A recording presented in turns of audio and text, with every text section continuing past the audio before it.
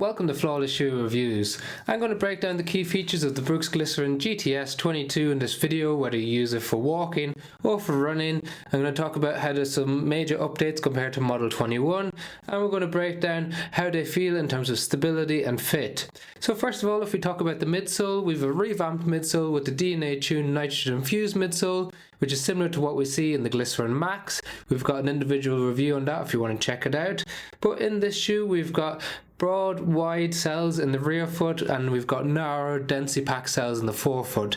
Now, Brooks feel is going to revolutionise the industry as the wider, broader soles in the rear foot are better at absorbing impact and vibration for when you initiate contact with the ground.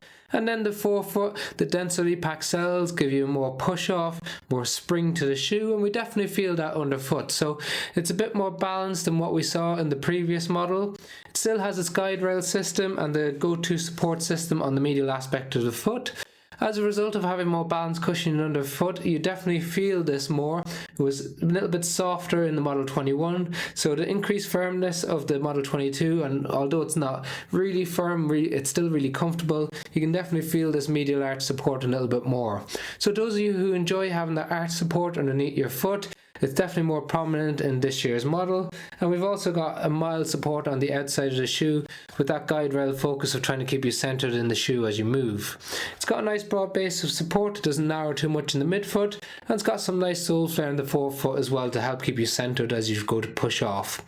Then as we move up the shoe slightly, we've got a stiff heel counter on the back of the shoe that cradles your heel, helps to keep your foot centered in the shoe as you initiate contact with the ground, so an extra stability feature. If you have issues around sensitivity in the back of your heel, you may not enjoy this, but for the most of you, you'll find this relatively comfortable considering the ample padding that we see around the heel cup, and it's got a nice pull-on tab as well. And when we move up to the top of the shoe, we've got ample amount of space in the toe box, so we didn't need to get a wider size, but it does come in a wide and extra wide for those of you with a broader foot, and it's a true to size and length.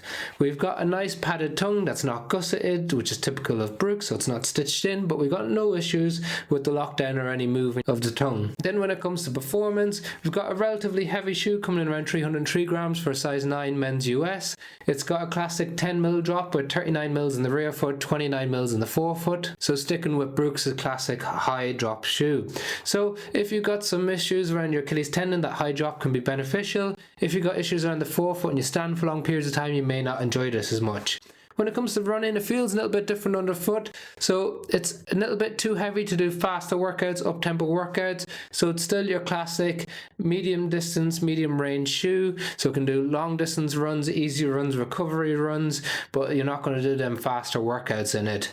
If you're looking for a more moderate stability shoe that you can do quicker workouts in, you might look at the Brooks Hyperion GTS, or you might look at something like the Hoka Rahi 7. Both of those that we've got a review on our channel. Then when it comes to walking and standing all day, it's an excellent option, one of the most popular leisure wear shoes. Just keep in mind, if you don't want a high drop or extra pressure on your forefoot, if you stand all day, you may not enjoy this. But for most of you, I think you'll find it generally comfortable.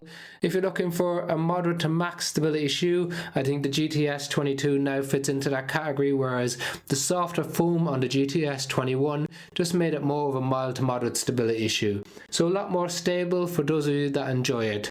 If you want to check out the latest price, I got a link to Amazon in the description below. If you've got any questions on it, drop them in the comment section below. Otherwise, we've got loads of reviews on our channel. Even like and share and subscribing just makes a massive difference. Thanks for watching.